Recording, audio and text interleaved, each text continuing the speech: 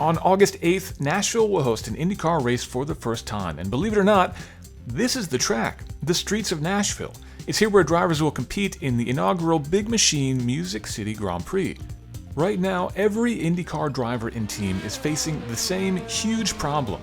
How do you practice and prepare to race on a track that doesn't exist? Nobody can practice here because these are public roads. The track won't be built until the race weekend, and drivers will only get 2 short practice sessions before they'll have to dive right into qualifying. So how will they know which way they're going? The answer is a race simulator, and I'm going to show you what it's like to sample Honda's pro-level driving sim, with a little help from my new friend, Romain Grosjean, 2021 IndyCar rookie driver for Dale Coyne Racing and former Formula One pilot. Sim training is always hugely important because of IndyCar's strict limits on training. Honda Performance Development offers this simulator to drivers on Honda-powered IndyCar teams. The sim runs all day, every day, and it's completely booked all year long. The cockpit is centered within a 180-degree screen lit by 3 projectors, each of which has its own dedicated gaming PC and GPU. Those 3 PCs are joined by 7 more for a total of 10 PCs just to make all this work. The entire system is mounted on a hydraulic platform that elevates to provide some degree of motion feedback. No, you won't feel 3 Gs in here like you would in a real IndyCar, but Romain told me that the motion here is enough to give the feel for the experience. He said that he was over a second faster with the motion enabled than with it turned off. So just watching Romain do a couple laps and show me the way around the track. They just turned motion on for the first time, and now I can see what he means when he says how bumpy this track is. Every time he hits one of the separation joints in the concrete, the whole thing kicks upward, and I can feel that in my feet, and I'm in the next room. I can't wait to see what it's like to be in the chair and to feel that. Let's talk about the process first. Before the track itself gets built, engineers scanned the entire thing, including the surroundings, with lasers. Not only does that sound cool, but the process can detect every ripple and bump in the Music City asphalt with millimetric precision. In other words, the simulated road surface matches exactly what's happening in the real world. Add to that a bunch of custom modeling thanks to extensive use of photos, and visual landmarks like trees, billboards, and that iconic bridge enter into the equation. Getting that stuff right is almost as important as getting the shape of the track correct, because drivers will use these visual cues to help figure out where they are on the circuit, to identify turning points, brake markers, and even know which way to go, something that is actually a little bit difficult on this circuit.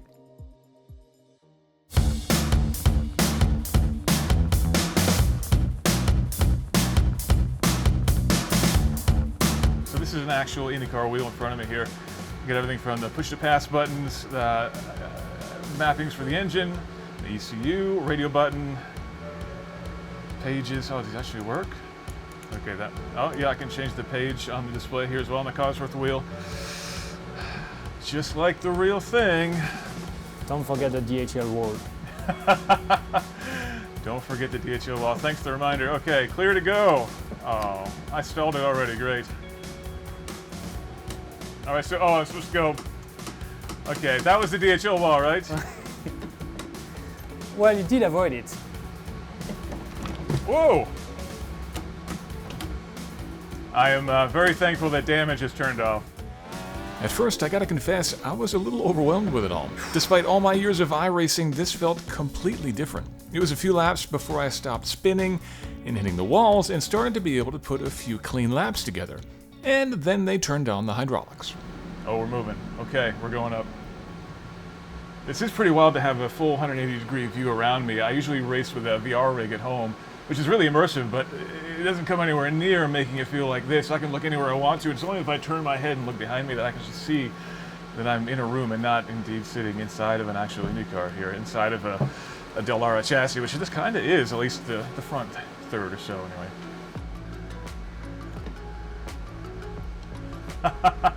Now we're moving. Okay, here we go. Extra incentive to stay off the wall. Oh my goodness. Yeah, this is a little different. By the way, if you're wondering why I'm shouting in such a quiet room, it's because inside those headphones I was getting the full-bore engine noise of a 2.2-liter twin-turbo V6 screaming the song of its people. Sorry to say, to anyone on the outside, all you can hear is whirring fans and hissing hydraulics. Yeah, I can definitely feel all the separation joints and all that concrete. Oh, I can feel the kicks in the transmission now as well, shifting through the gears. So how does this feel compared to like an iRacing? It is really different. I think the biggest difference is how much the car is moving around underneath me, and I can really feel that. If you ever watch any of the IndyCar races, they have amazing in-cockpit and near-cockpit views, and you can see how hard the drivers are working. And now I know why, because these cars are constantly dancing and moving and bouncing around. That's one of the things that this sim offers better than any consumer sim is the tire model. Developed in partnership, well, Firestone at least provided some data for the input into this system, so that the reaction of these tires is very close to what the drivers will feel in the real world. So I can actually kick the tail out a little bit, get a little bit of slide going, which in something like iRacing is really hard to do. The slip angle on a tire in most consumer sims is so narrow that if you start to slide, it's really hard to recover from that. And even if you do, you lose so much time. But even here, you can move the car around. You can slide around a little bit. You can lock up things a little bit, push through the corner a little bit, and it just feels good. All right, 78.9. We're getting there, folks. I feel pretty good about that. So I'm getting a little more comfortable now, pushing my braking markers a little further back as I start to figure out what I need to do with the brakes in this IndyCar. I'm still not locking up the fronts, which means I think I still have more room to go when it comes to braking. So as someone who's never driven an IndyCar before, virtually or for the real, would you say this is an easy track to learn or a hard track to dive in? It's probably one of the hardest. I mean, Great. yes, Indy GP, I would have said, okay, it's quite wide and you've got clear markers and I can tell you where to brake and so on. It would have been smooth. Nashville, it's going to be a bit more rough. And does that give you an advantage going to Nashville, because no one's been there before? So are you in a better position maybe than some of your competitors? I don't think it gives me an advantage that Nashville is a new track, but definitely puts us all on the same level. So I'm not at disadvantage if you want to.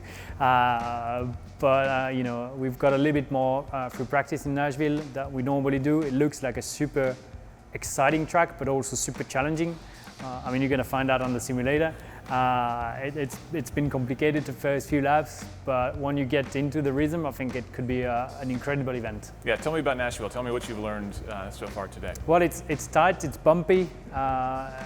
Most of the corners are quite low-speed corners, especially after the bridge. There's a super tight section where you actually work a lot on your arms, and then you go flat out through the bridge, which is cool. And then there's big braking at the end of it, and then you go into a more flowing section, I would say, before going back on the bridge, and that very tiny. They actually look the same section-wise, but one is quite big and one is very small.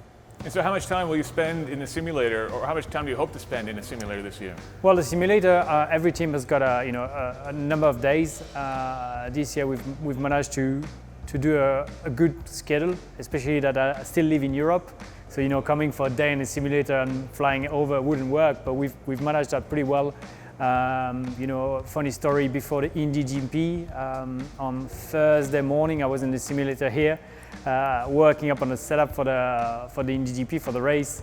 And then on Friday afternoon we scored our first pole position, or Saturday morning, can't remember what it was, but we scored our first pole position.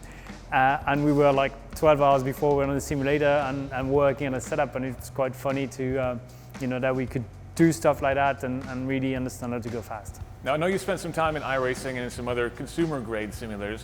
How do they compare to something like this, or do they even compare to something like this? I mean, iRacing and R Factor 2 and all those games, they've done an incredible job. I stopped playing video games in 2011 and I restarted in 2020. So you can, 9 years in that industry was a huge change, and I had to learn a lot. Obviously, you're still limited by the hardware compared to a simulator like the Honda one. You're gonna see it moves. It's got 3 engineers to run it. The scan of the track is incredible. We've got the right model of the car. We can compare with real data from the racetrack, from the real car. So you know, it's a different level, but then on the graphics and so on, it's not as good. So you know, I think iRacing, Factor 2 and so on, they're doing a great job. I'm super excited. The IndyCar's got a video game coming next year with Motorsport Games, and I can't wait to get involved, because for me it's amazing that we can race with people along, you know, everywhere in the world, and they're faster than us most of the time. I think Alex Palou and Scott McLaughlin, they're super fast in the sim. I think the rest of us, we're fast, but we're not as fast as those young guys. And what sort of skills translate well, and what sort of skills don't translate as well from a simulator to the real world? I think the hardest part in the simulator is the feel of speed, you know, because it's only in 2D, it's only visually that you get the feedback, and then it's most of the feedback also comes through the wheel, especially at home. You know, the seat doesn't move, so all the feedback comes through the wheel. Whereas if you race a car, it all comes through your spine and your arms as well. But the feel of the rear end is more your body moving rather than the steering wheel getting lighter or heavier. So that's where one difference. And then personally, where I find it hard on the sim is to know which speed you carry into the corner. You know, sometimes you want to go 2 miles an hour faster into the corner because you know you can carry a little bit more speed, but when it's a screen telling you, it's hard to know exactly what 2 miles an hour is. So I just learned that when I was driving, they actually had the resistance turned down by about half in the steering. So I've asked them to turn it all the way up for me, just so I can experience what an actual IndyCar driver would feel. And this is pretty intense. I have a Fanatic DD2 at home, and this is pretty comparable to full-bore Fanatic.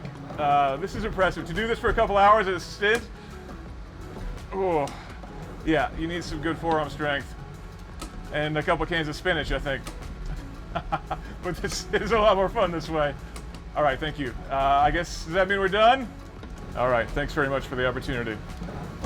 I don't want to get out, but they're telling me I got to get out. That was pretty intense.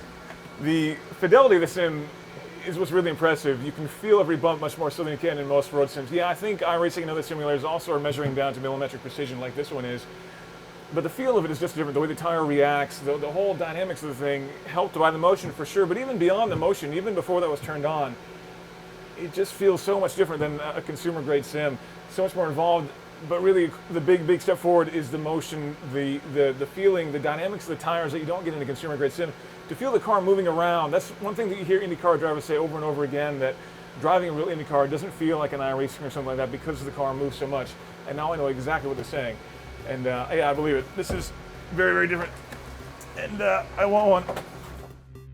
That was one hell of an experience. Sadly and almost surely the closest I'll ever get to actually driving an IndyCar. But for now, I can say, or on the streets of Nashville at least, I have as much on-track experience as the best of the best. My esteemed coach said if I got into the 70s, I'd be doing pretty well. I managed to run a 78.9, more than a second inside that goal, and a little over 5 seconds slower than the man himself.